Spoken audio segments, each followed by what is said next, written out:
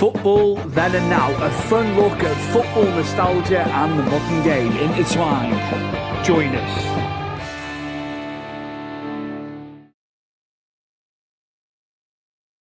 Well, it is a special episode of myself, Stuart Palmer, today, and I've got a big Manchester City fan waiting in the wings. I grew up with this lad. I've known this lad since he was 3 years old, and now we're going to be 38 this year, and it's my good pal, Dan Hughes, a huge Man City fan. He's been through the ups and the downs with Man City as well, haven't you, over the years? I have, yeah. Yeah, it's been a long time, mate. Where have them years gone? You're obviously crazy. You're obviously a lot more happier and more current times with City. Yeah, I've been on a bit of a roller coaster, haven't I, mate? You have, and you were there. You were going to all their matches years ago. But to be fair to you, when the chips were down, you were there, weren't you, at Main Road? I remember like 28,000. At the old Division 2 games, which is crazy, isn't it? That's it, mate. Yeah, we had, that's what people don't realise. I mean, when you talk about the empty seats that we get now and again now. But years ago, I was there. There was, sometimes we were pushing 30,000 in them lower. It was never heard of. It was special atmosphere there. It was unreal. Do you miss Main Road? And I'm going to obviously pump some graphics in of Main Road. Yeah. I'm sure you do, just that old school ground that it was. As much as I'm sure you love City of Manchester, it's still one of the most modern grounds in the country. But yeah, I'll just throw some images of Main Road in, and you talk about your experiences of Main Road, mate. Oh, mate, yeah, I miss that massively. I mean, look at that. That's the kitbacks. We had the kitbacks there. I had my season ticket was in the North Stand there. It's just a proper old school ground. We had, you could in the corners. There was gaps through, and they actually filled that with some scaffolding. When we wanted some more.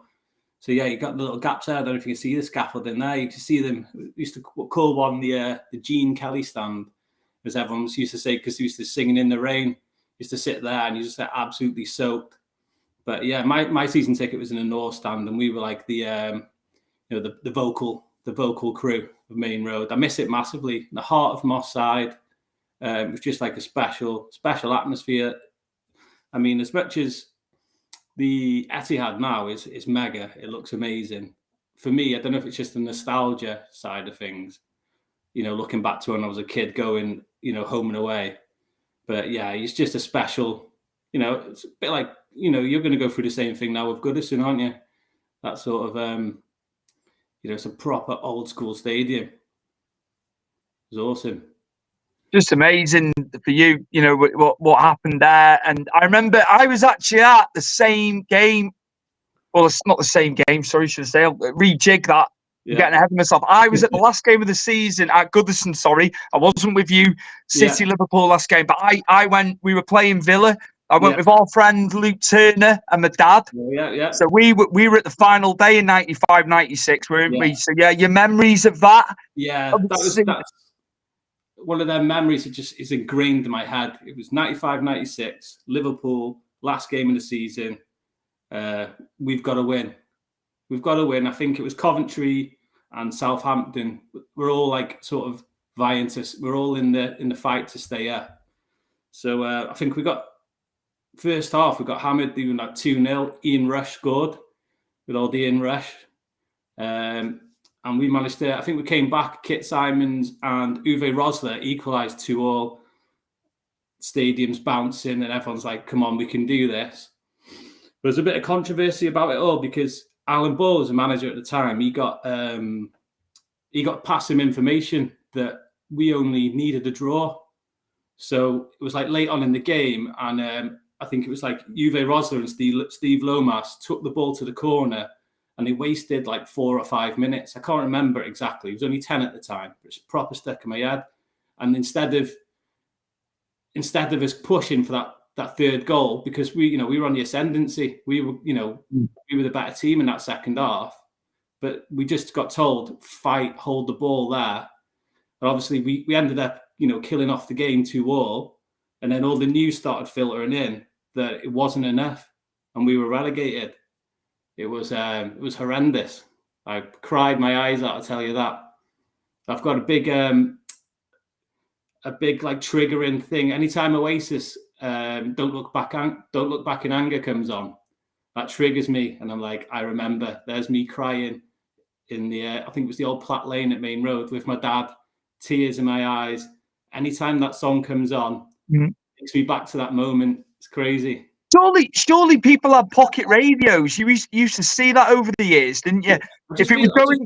I remember it just being like massive confusion because everyone was like, what's going on? But all this, I think there's a story that Niall Quinn was off. He was like, I can't remember if he was injured or something, and he was watching all the scores coming in, and he had to run back up the tunnel, and he was like, listen, we need to score.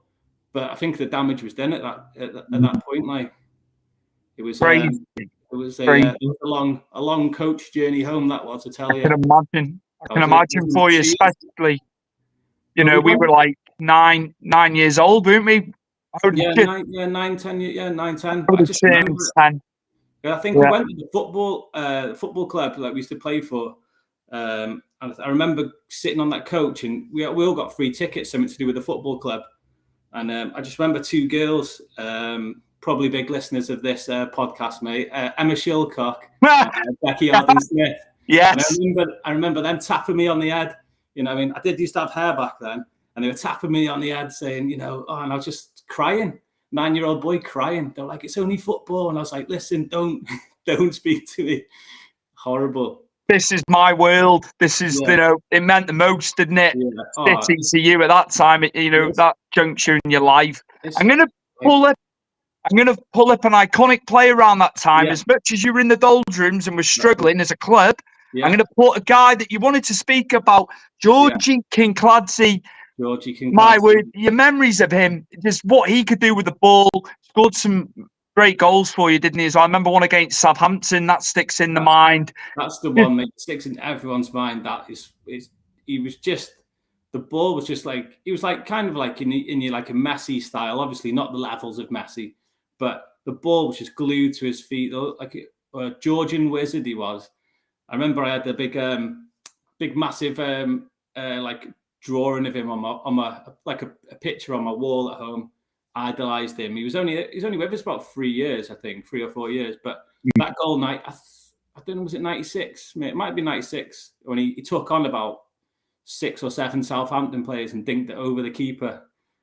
Unreal goal. He was a special talent, and I reckon maybe nowadays, with how football is now, with looking after themselves a bit better, and I think he was a bit of a party boy, like to drive around in a Ferrari, stuff like that. I think if it was nowadays and he had like the proper nutrition and all that, he could reach real high levels.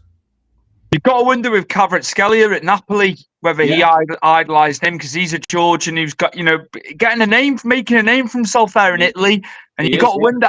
I always think that I'm sure he looked up to Kincladze. I know he's a lot younger, and he probably watched stuff after Kincladze retired. Oh, yeah. I always think about Kvaratskhelia at Napoli. I think he's got so much potential, that lad, and I think... Yeah, he's going to be big. I can see him in the Prem. See it. Anything in closing about Georgie before we move on? No, I don't know. Just that's all I can really say about him. Everyone was just... We all idolised him at City. He was unreal. He was like God status, even though like he was only there for a couple of years. That's all we used to say about him. He's God. He is God. He was so good. Great memories, that, and he was, even for a neutral watching him on Match of the Day every week. You're waiting to see how he scored that goal, because you were listening to Final Score Grandstand, or you had teletext on, didn't you, back then? Before we all had Sky and stuff like that. And, waiting for it to come in, you're waiting to see the goal, because you've heard about it. If you hadn't gone the game, I'm sure you went to loads of games on a Saturday anyway. But I was always waiting to see, like, how's he scored this, how's he done that. So fantastic talent, as you say, probably ahead of his time as well. Yeah, I think so, mate. Yeah, in some respects. Moving on, Dan, we're going to talk about a man that I know you've loved for years, because I remember you talking about him in the 90s. Coming into the back end of the 90s, and it's Mr. Paul Bickoff, and it's a photo from Wembley, the playoff final against Gillingham, which I remember very well. And I'm assuming you were there at that game. Wembley, the old Wembley. That's an iconic shot of Paul. That is literally anything we've done now, we've just won the treble, dominating football. Nothing happens how it has without this moment. 98, 99 playoff final, Division 2. Without Paul Dickov, I have no. We might even still be down there now. We were in financial trouble massively, and we needed that promotion. We had to get promoted. We could have just gone right off the grid altogether without that moment. Crazy game that was. We were here's me and Paul now. This is actually at Colwyn Bay Football Club. They came to do a little Legends charity match, and I managed to get on the pitch. Get a nice picture there. That's with Hodgie, my dad's mate. He's a big City fan as well. So that was quite a special moment for me, getting to meet the man. It's literally at the road for us, wasn't it? Well, down the road from me, the ground and that. And I bet you were in your element that day. Just he's in old Colwyn there, Colwyn Bay. Yeah, in my head, I was like, I gotta get a picture with Paul. And I didn't think it was going to happen. No. But managed to get on the pitch. But yeah, that playoff final, mate, that was so crazy. I think the game was 0-0. It's like last 10 minutes, it just went crazy. I think Carlos Arber. I remember. Do you remember Carlos Arber? I do, because I remember signing him on the old football management games many a time. I remember Carlos Arber. Yeah, I do. Yeah, Carlos Arber, and big Bob Taylor scored, and he ended up signing for City, I think, the following season. 2-0 down, 90 minutes on the clock, and my dad's looking at me, goes, "That's it." He said, "We've got another season in this crap." And I was like, "Dad, come on." I said, "There's time." And then Kevin Orlock smashed one in, and then 95th minute, absolute pandemonium. Dickov scored against actually one of his old Arsenal teammates. Is it Vince Bartram in goal for Gillingham?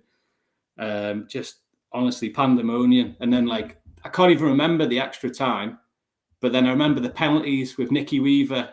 Nicky Weaver saving everything. Sticks in my mind with Nicky Weaver. Big and his heroics. He was just running and non-stop him, it was unreal. That's up there with me for the Aguero moment, sticking in my head of just my favorite moments of Man City. I've got that. I don't know, it was me and my dad at Wembley, and then I've got the Aguero moment, and them two. It just shows football down at that level still counts. Whatever team you support, that's the main thing, isn't it? Teams now, mates that now are supporting up and coming Wrexham and stuff, and they're enjoying football. They're just buzzing with every win, stuff like that. You don't just have to be Champions League winners and stuff. You can enjoy football at every level. But for me, it sticks in my head as well. That's just amazing times. Me and my dad at Wembley. I think I might have even had half a pint on the way home as well. Go on, Dan. Well, it was on your dad's watch, so it's all right. We all had career. Few cheeky ones, mate. Few cheeky ones with the old man to get us going, and then lo and behold, we've got beer bellies now. But great memories there about Paul Dickov, mate. Lovely, and amazing that you were in attendance for that as well. And as you alluded to, the old Wembley. I'd never been to the old Wembley for football. I'd only been for wrestling, but amazing place, amazing. I never thought I'd get to go to Wembley. Do you know what I mean? So to go and watch that. I mean, look at City now. It's the Etihad South now. That's what we call it. We're there every week. But that was just a very special time, man. Crazy. So as much as you've won things, it's the stuff that happened years before. When you're in the doldrums and trying to build yourselves back up, that you can relate to probably more in some respects. Yeah. Unreal. Right, I'm going to move on because we've got a midfield general here, an Aussie who I know you were very fond of, and it was nice when I asked you prior about sending some stuff over and little things we want to talk about. Danny Tiato, obviously Australian international, and he typified what City were about in the middle, didn't he? Yeah, he was just pure tenacity. He was fast. He just would fight. He would fight to the point where he'd get sent off quite a bit. But he used to play. He was left footer. Sometimes he'd fill in at left back. He'd play the wing back. He was just he would hunt everything down, and he scored some cracking goals as well. I absolutely loved him. I just could like identify as him as a player, as a youngster. I was like, because when I was youngster, I used to be a bit of a battler on the footy pitch as well. So I used to look at him and go, that's who I like to be. I wasn't as fast as him, but I did used to have a little battle. And we even picked him up for a bargain. I think he was a couple 100,000, maybe 300,000 we signed him for. Absolute steal. He was. Hey, Darren Anderson's in that photo. He wasn't injured. I know, looking sick note, Darren Anderson in that photo, mate. He wouldn't have been on there for long, mate. He'd be Christ almighty. Again, sidelines. Not to make it about him because it's about City, but he was cap for England. On his day, he was decent. It was just injury prone, wasn't it? But I thought I'd make light of that Darren Anderson's there with Seattle. That's it, mate. Yeah, rare one of him on the pitch. Yeah, he was quality, mate. But just injury prone. Sometimes players they're like that. It's just the body just won't let you do it. Is there anyone in the team now that reminds you of Seattle? I know it's not. I know the game's moved on and you don't have your terriers as much now. Rodri's just so slick on the ball, isn't he? He's just naturally gifted. But have you got any players in there that like Seattle in a way, or is there nobody really like that now in the current team? In the current team, no. I mean, obviously, you go back to like kind of a different, but Fernandinho was a bit of his sort of ilk, as in like a battler. He was like up and down, he would never give up on anything. So, but I can't think of anyone in the team now. We're not that kind of team now. We're different. That's like with Rodri now. He's an amazing player. I can't believe how good he is. He's literally, for me, like top 5 best in the world. He's just unreal. So Rodri would be up there with one of my favourite players as well, to be honest. He is just so gifted. But he's one that when we signed, I wasn't sure. I was like, we got Fernandinho. Why are we signing Rodri? Rodri doesn't tackle like Fernandinho. He doesn't bat. He doesn't. But the first season, I was like, I don't understand it. But then the second season, I'm like, I get it now. Yeah. And we don't play the same without him. Him and Gundogan last season against us, when Gundogan got the 2, I singled them out. I said they absolutely ran that game from the middle. It wasn't even about Haaland, really. No. I was more like, Haaland's going to probably get 2 or 3 today. Yeah. And I was just blown away by Gundogan and Rodri. They were they were the difference in that game. Yeah, miss Gundo. I don't understand that still to this day. I think we're just a bit slow. We're a bit slow offering another contract and chance to go and finish off your career playing in Spain, getting a bit of sunshine, rather than the Manchester wet weather. Nice contract. Chance to win a different trophy. I don't blame him to. I'd have loved him to stay, but fair play to him. Like he's in week out there as well, isn't he? At bar, so he knows he's going to be one of the first on the team sheet, if not the first. So he's an intelligent man. He's going to be a great manager when he's older, I think. And Gundo will be a manager. I'm sure. You can see it in him, absolutely. Yeah. Now I'm going to go to another club legend. I would say, was it late 90s? Definitely into the 2000s. It is Mr. Sean Goater. Feed the goats. Feed the goats. And I know again, it was another guy that you used to talk about in school. So just Sean Goater and what he brought to City, and for you, just why you idolised him. I proper idolise Sean Goater, and you'll watch him play and you're like, how is this guy a footballer? But his knowledge, like being in the right spots, I remember the first few times I seen him, he was like, he had like a 50p ad. He was like, I was like, what's he doing? How is this guy? He was like gangly. He wasn't that fast. And I was like, I don't understand it. But he just got himself in positions every single time, and he scored a rake of goals for us. He scored so many goals. One, I think my favourite memory of him was, we're talking to you about this, at Main Road, the last ever derby at Main Road. And we beat United 3-1. And he bagged 2 goals. I think he had a shot for the first goal and Nicholas Anelka scored. And then he had I don't know if you remember it, the Gary Neville moment. Gary Neville was, and he was dillying on the ball stupidly, and the goat just picked his pocket. I do, mate. Tucked it away in the bottom corner. honestly, the stadium was buzzing because we haven't beat United for forever. Do you know what I mean? And him to do that, I was just like buzzing. And then in the second half, he comes up and scores his second, a cheeky chip over Fabian Barthez, and he's just cool as you like. He's just cool as you like. Oh, honestly, he's just a special guy. He's mega in Bermuda. I think they've actually got a national holiday. I don't know if they still got it. Wow. There was a Sean Goater Day in Bermuda. It wouldn't surprise me just with what he achieved in football for City. He was an ambassador, wasn't he? And, he was an ambassador. He still is. Him and Paul Dickoff now still within the club. It wouldn't surprise me if they give him the freedom of the country, freedom of the city, and all the rest of it that comes with that. But I liked him as well, mate. As a neutral.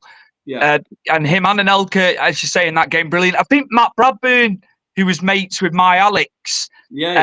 He was mascot for that game. Yeah, he was. Yeah, he was. Yeah, I remember that.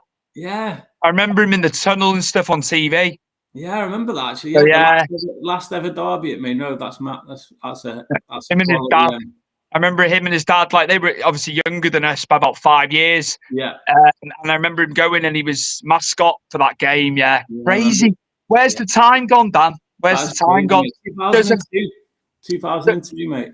That's just it's flown by that as absolutely great about the nostalgic side of City there. But in more current times, we're going to go right into probably the top player that you've had for God knows how many years. And I know you wanted to make special reference to him in the modern times. It's KDB. It's Kevin De Bruyne. Assists, goals, you name it. Lead him from the front. Just being City through and through. After not really hitting the heights at Chelsea, and then he went to Wolfsburg. Then he went to Wolfsburg, didn't he? And he kind of got his form. Then he was playing. What a bit of business that ended up to be. KDB coming to City. That was a hell of a signing. I remember when we signed him, everyone was like, "What? He's a flop. What he spent?" I can't even remember. Did we spend was it about 50 million or something on him? And everyone, I can't remember. Was it Paul Merson on Sky Sports? He was like, "What are you doing, City? What are you doing signing him?"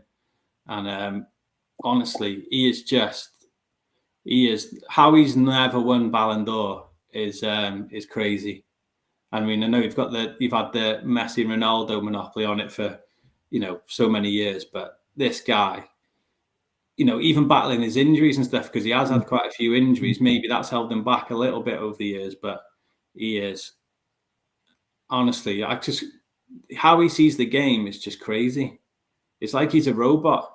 He sees passes, he takes shots. He'll take a shot. The keeper's not. It's like so outrageous. The keeper's not even expecting it, and it goes in. Scored one this season. He came on, then he'd been off for a while. I can't even remember who we're playing now, and he literally came on and bang, goal straight away. Changed the game. He's just honestly, you could just.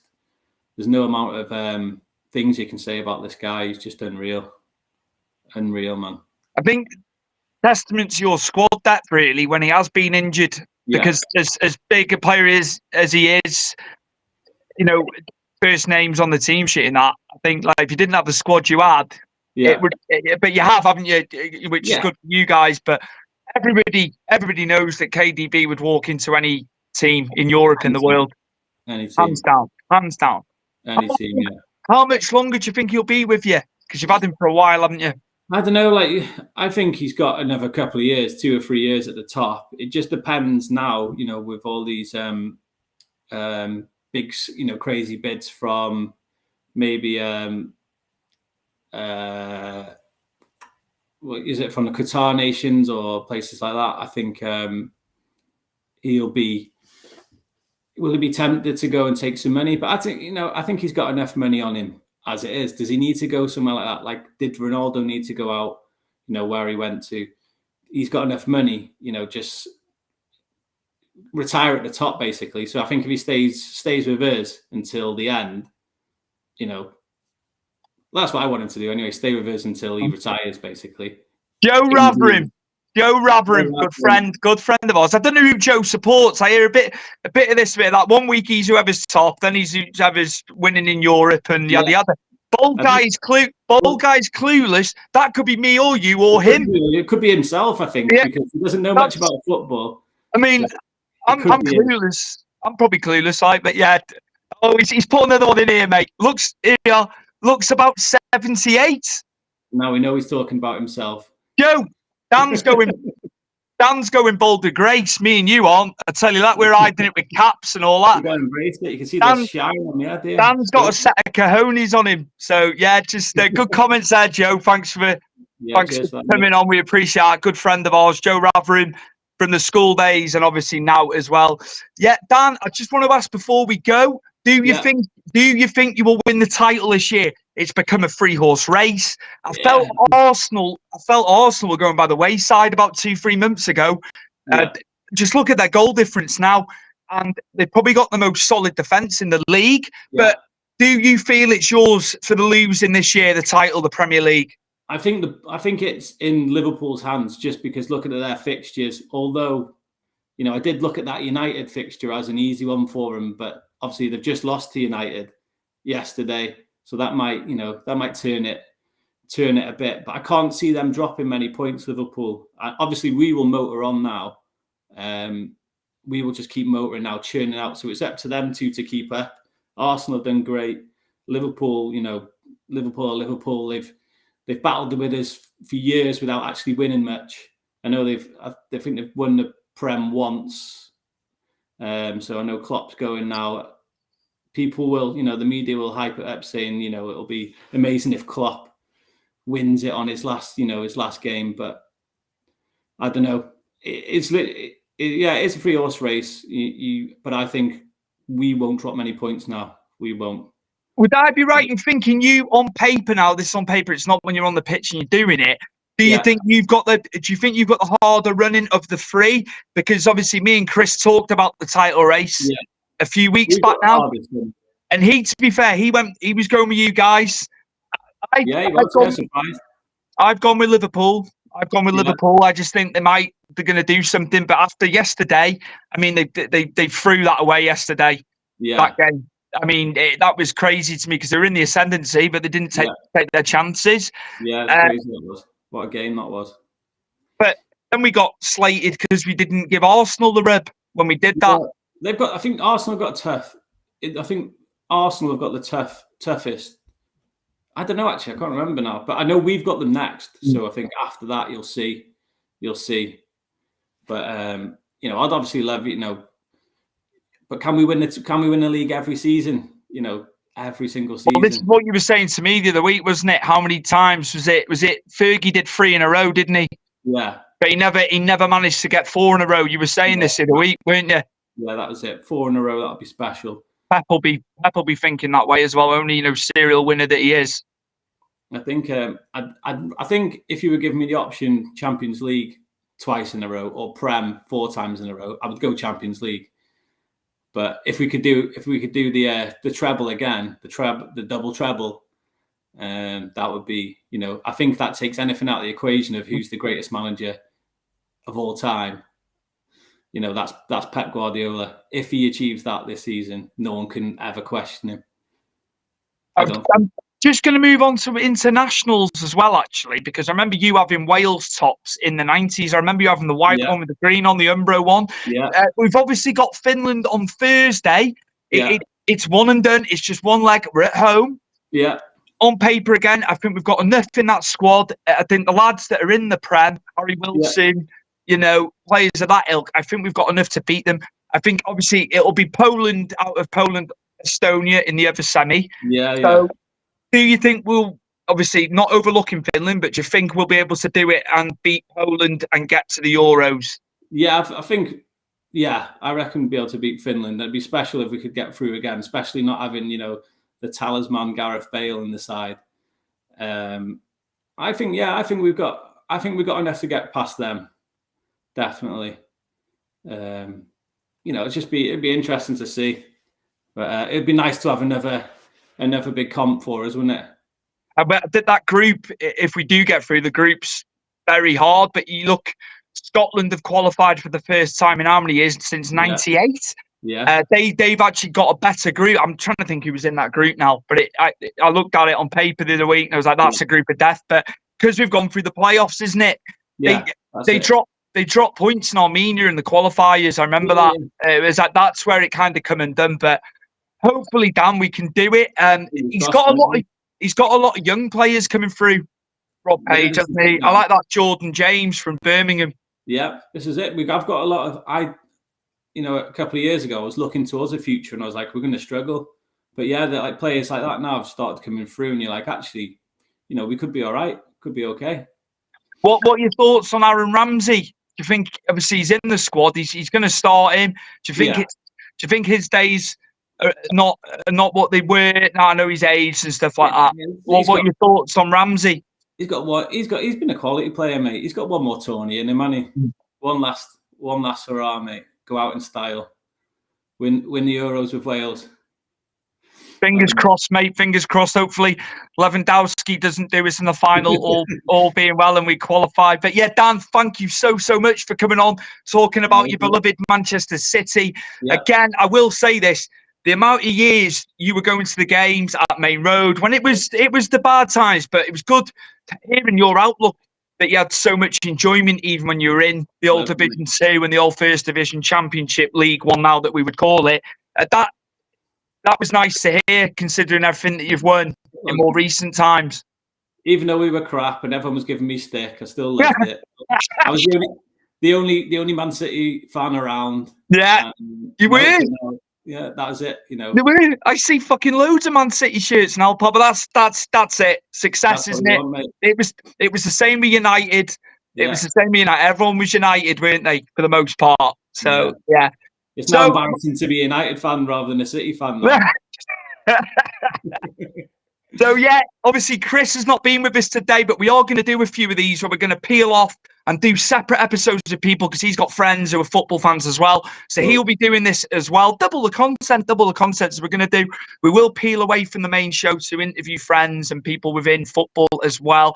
So my guest today has been Dan Hughes, huge Man City fan, fanatic, Man City fanatic for episode 7 of, I was nearly going to call it Stu's Wrestling Podcast. Football Then and Now. Chris will kill me after this. You will now, mate. Episode 7 of Football Then and Now. He's going to kill me. And yeah, thanks, Dan. Thanks so much for coming on, mate. Anytime, mate. Anytime. Appreciate it.